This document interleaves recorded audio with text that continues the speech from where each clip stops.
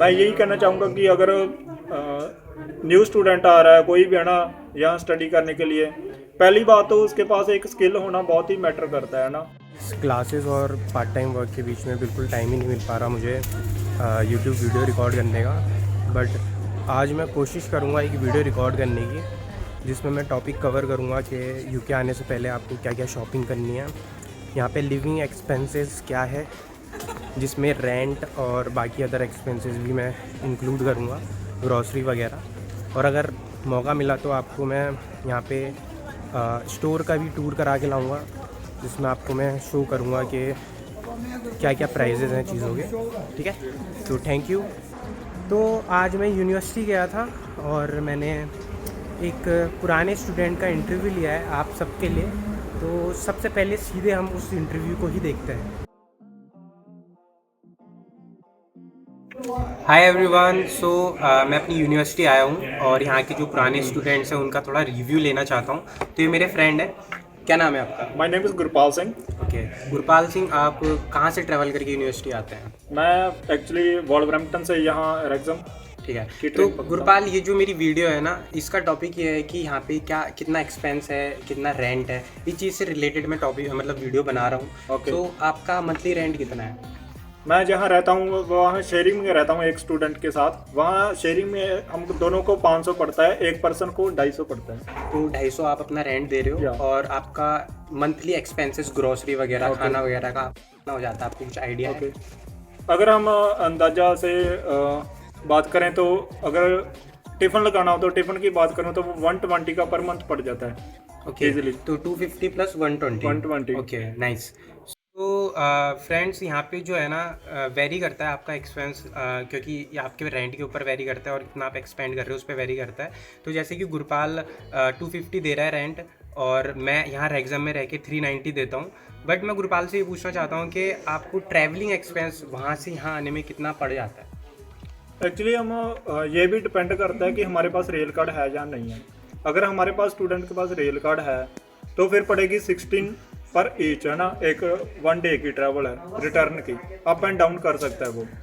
तो अगर rail card नहीं है तो उसको पड़ेगी एक तरफ से 21 की, इससे ज़्यादा भी पड़ सकती है ना, 32 की भी हो सकती है। तो गुरपाल, मेरा क्वेश्चन ये है, जैसे मैं 390 यहाँ पे रैक्सम में रह के दे रहा हूँ, तो आपका ट्रैवलिंग कॉस्ट और आपका मंथली जो रेंट है 250, ये 390 के करीब पहुँच ही जाता होगा पूरे महीने में, या इससे भी ज़्यादा पहुँच जाता है? नहीं, इससे ज़्यादा भी हो जाता है। एक्चुअली जो है मैक्सिमम है, स्टूडेंट के ऊपर डिपेंड करता है।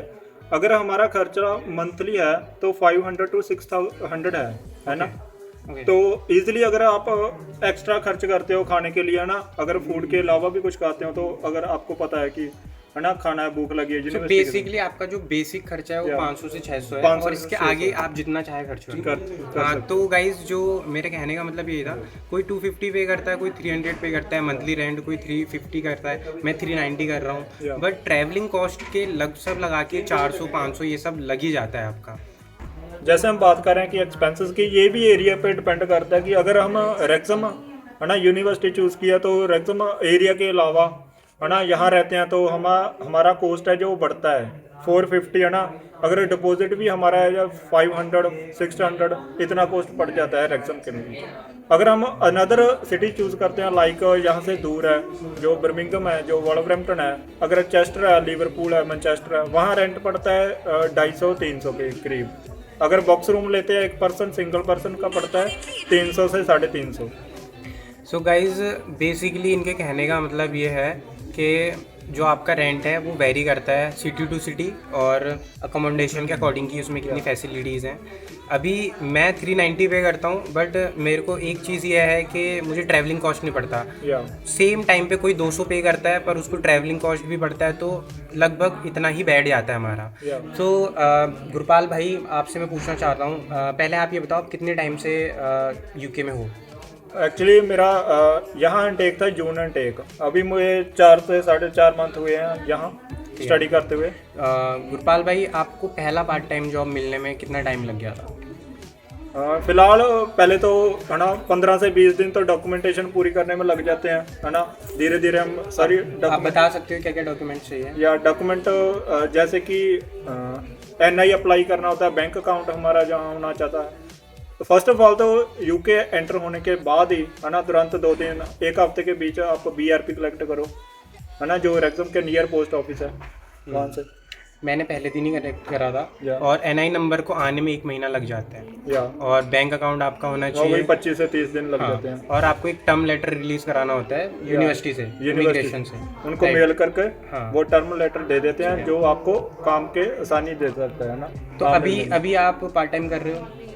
अभी मैं पार्ट टाइम कर रहा हूँ क्योंकि स्टूडेंट को 20 आवर्स अलाउ होते हैं ठीक यहाँ। है, आप कितना आवर कर रहे हो ये?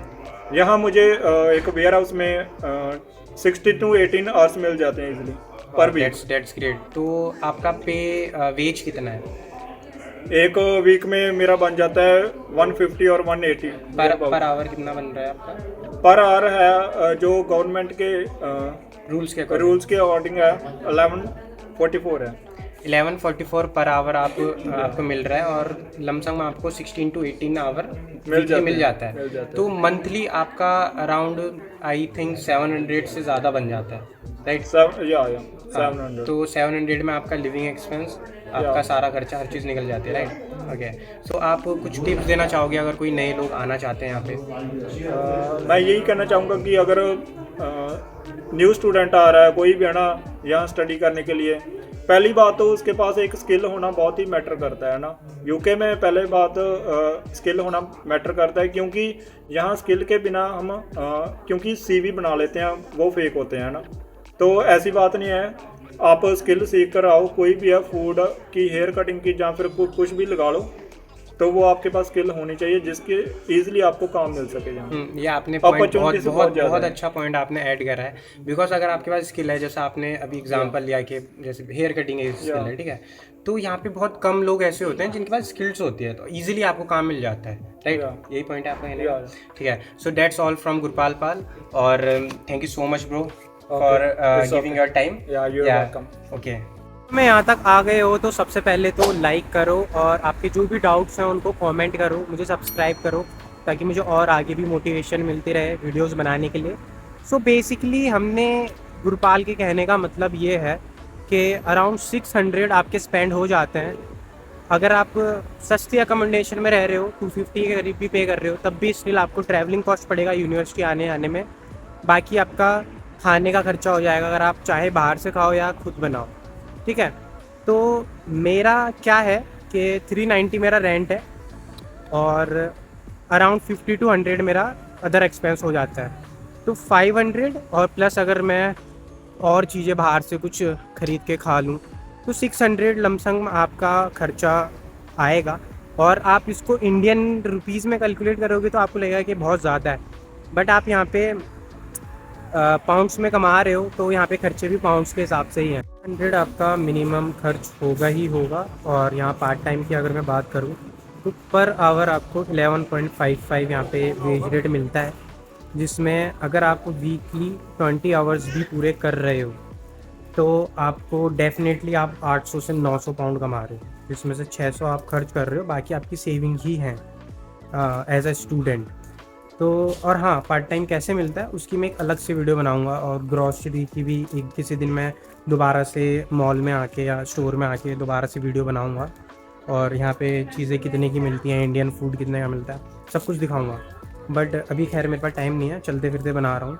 तो बेसिकली आपका 600 खर्च होना ही होना है, और आप 800 से 900 ईजिली कमा लोगे अगर आप पार्ट टाइम 20 आवर पूरे कर रहे हो। So that is the video. भाई वीडियो में यहाँ तक आए गए हो तो अब तो दबा दो सब्सक्राइब बटन, और एक और वीडियो बनाएंगे आपके लिए जिसमें मैं पूरा अच्छे से बताऊंगा कि इंडिया से क्या क्या शॉपिंग करके आपको लेके आनी है यूके में, ताकि आपको परेशानी ना हो, क्या क्या आइटम उसमें इंक्लूडेड होने चाहिए, पार्ट टाइम वर्क यहाँ पे कैसे ढूंढना है, सबसे ईजी वे क्या है पार्ट टाइम वर्क ढूंढने का, उसके अलावा यहाँ पे स्टोर्स में ग्रॉसरी के क्या प्राइजेस होते हैं, वो सब कुछ आपके सारे टॉपिक मैं अपनी एक और वीडियो में कवर करूँगा। तब तक के लिए बाय बाय, टेक केयर, और सब्सक्राइब करो। Love you.